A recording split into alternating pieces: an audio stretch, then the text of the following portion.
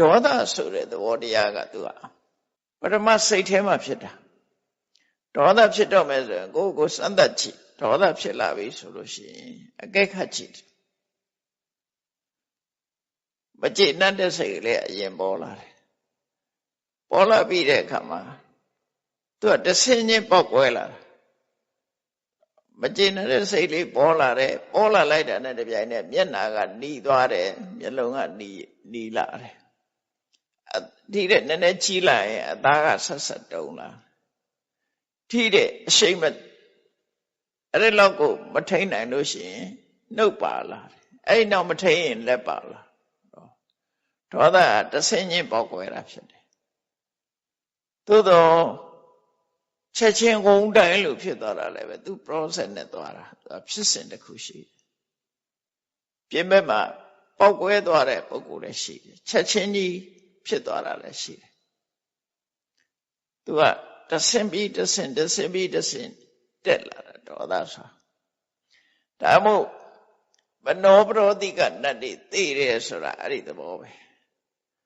တဆင်းချင်းစိတ်ကသူကစိတ်ဆိုးကိုယ်စိတ်ဆိုး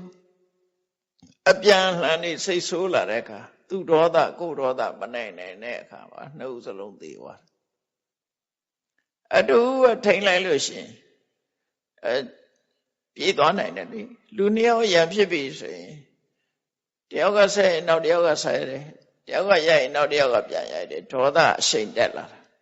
တယောက်ကအသာလေးနေငုံခံလိုက်လို့ရှိရင်ကျန်တဲ့လူရဲ့ဒေါသလည်းထိမ့်ချုပ်ပြီးသားဖြစ်သွား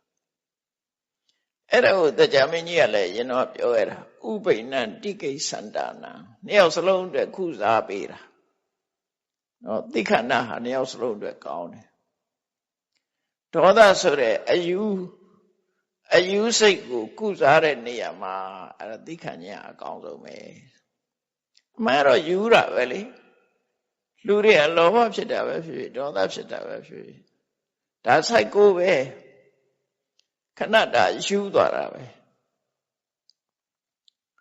စိတ်ဆိုးရင်လည်းဒါယူသွားတယ်လို့ခေါ်တယ်ဒါဟုတ်ဒေါသုမတ္တကလို့ခေါ်တယ်လောဘဖြစ်ရင်လည်းလူကယူသွားတာဒေါသဖြစ်ရင်လည်းယူသွားတယ်လောဘဖြစ်ရင်လည်းယူသွားတယ်မာနဖြစ်ရင်လည်းယူသွားတာတော့ကိလေသာတွေဖြစ်သမျှလူတွေဟာယူသွားတာပုံမှန်မဟုတ်တော့တာပုံမှန်စိတ်ဆိုရင်ပြုံးပြုံးရွှင်ရွှင်နဲ့နေတာလေလူက